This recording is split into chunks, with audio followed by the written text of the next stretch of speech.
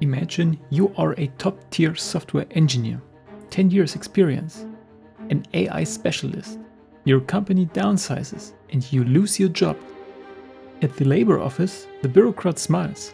No worries, the hospital next door is short on nurses.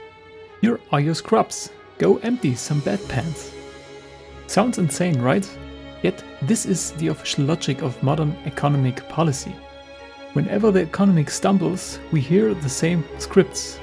Why don't teach workers just move into healthcare? Corporations must finally show social responsibility. If you work from home, your job can't be the important anyway. It sounds caring and moral, but underneath lies a massive invisible glitch. A fundamental error shredding our collective wealth at record speed.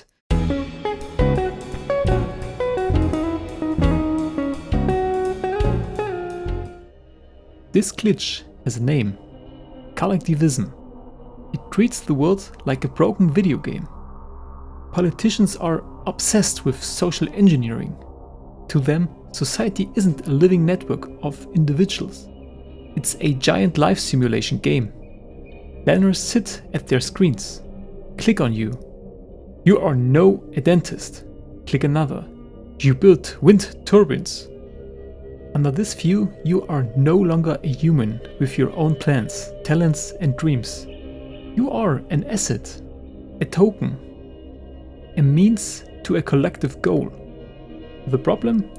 Real life has no cheat codes, and the central planners are about to crash the whole system. Healthcare shortages, banning remote work, nationalizing housing. It's always the same pattern. Look through the lens of 19th century economist Frédéric Bastiat. Bad thinkers only look at what is seen. Great thinkers look at what is unseen. When the state forces an IT specialist into nursing the collectivists' chairs, we solve the labor shortage. That's what's seen. What's unseen? The startup it will never build. The life-saving medical AI will never code, which could have eased the workload of thousands of nurses. Every time the government dictates where human capital flows, it saves one visible project while quietly murdering 10 invisible innovations. Why are politicians, academics and activists so obsessed with an ideology that has collapsed every time it was tried? The plot twist: it isn't just an intellectual mistake, it's a psychological disorder.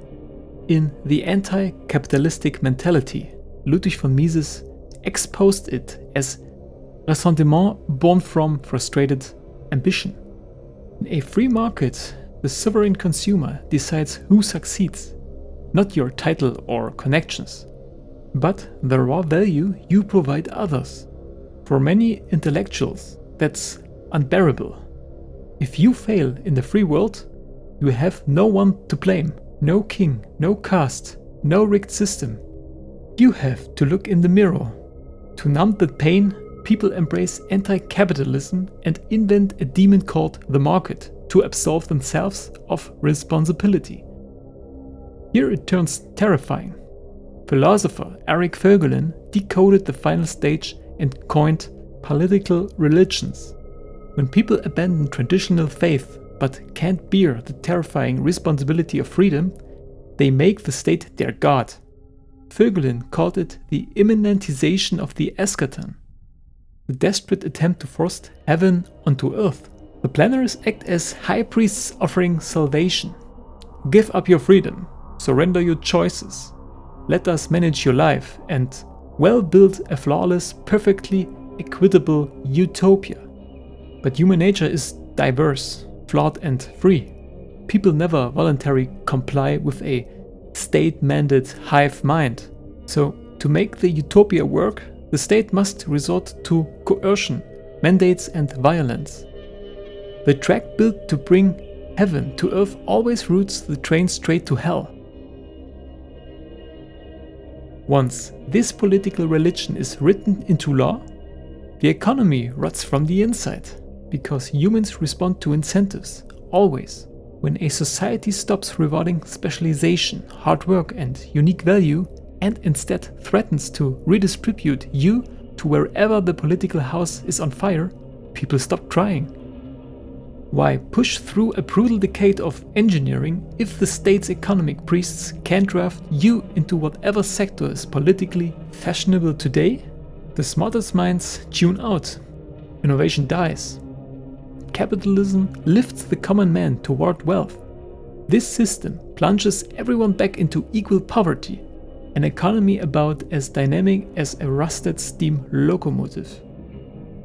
Mises summarized it in a truth that shatters every collectivist's myth. Society does not act. The state does not act. Only the individual acts. Wealth isn't generated because a bureaucrat shuffles people like chess pieces. It's generated when individuals are left free to discover their genius, take their own risks, chase their own success. So the next time a politician or intellectual proclaims the market has failed or we must steer the masses for the greater good, your alarm bells should ring. They aren't speaking to you as economists. They are speaking as a high priests of a toxic political religion, trying to steal your freedom to heal their own complexes. Don't buy into the faith. Stay free.